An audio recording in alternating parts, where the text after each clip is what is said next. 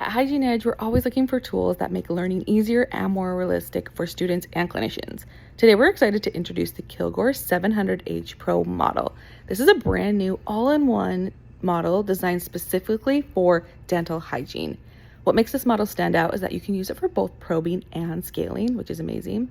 Before, students might have to switch between different simulation models for different skills, but with this one, the 700H Pro, you get a seamless experience that allows for practice of multiple techniques without interruption.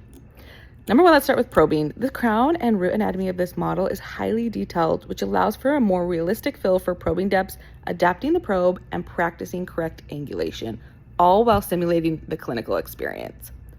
Now, the same model transitions beautifully into scaling. Because the enhanced root morphology, students get authentic simulation of what it feels like to adapt a scalar to the root surface. This helps build tactile sensitivity, hand positioning, and confidence in instrumentation. The Kilgore 700H Pro gives students a true-to-life simulation for both probing and scaling, making it one of the best available models for dental hygiene education.